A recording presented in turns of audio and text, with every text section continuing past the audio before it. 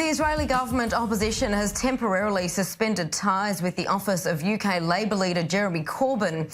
In a letter from Israel's Labour Party leader Avi Gabay to Mr Corbyn, Gabay pointing to the, quote, hostility Corbyn has shown to the Jewish community and the anti-Semitic sentiments and actions he has allowed as leader of the Labour Party UK. The letter also cites Corbyn's, quote, very public hatred of the policies of the government of the State of Israel. Now, it comes as Corbyn vowed to root out anti-Semites within Labour on Monday, admitting Jews have been made unwelcome in the party. The opposition leader making a last-ditch effort to shake off the crisis engulfing his party after hundreds of protesters descended on Labour's headquarters to demand he take tougher action at the weekend. For more, we now go live to London. Our UK correspondent Jonathan Sacerdoti joins us. Jonathan, talk us through what this temporary suspending of ties actually means practically. It's interesting to note that this is an unprecedented move. I can't remember another time when the opposition Labour Party in Israel has been so aggressive, let's say, in its dealings with the Labour Party in the UK. What does it mean in real terms, though? Hard to say, because the letter very specifically says that the Israeli Labour Party is temporarily suspending ties with Jeremy Corbyn, the UK Labour Party's leader, but not with the party in general.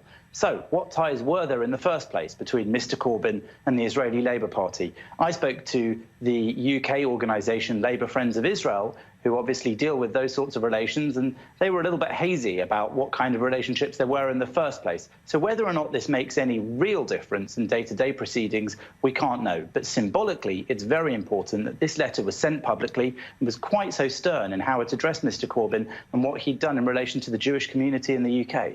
And looking at the timing of this, Israel's taken this step after Corbyn has made his strongest comments yet, vowing to root out anti-Semites within his party.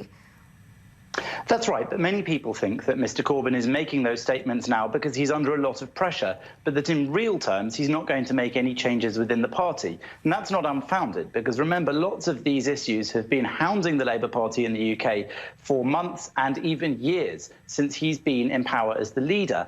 And that's because even with suspensions of figures like Ken Livingstone, the former Labour London mayor, who said that Hitler had supported Zionism, very little has happened during that suspension period in terms of dealing with his long-term future inside the party or even eviction from the party.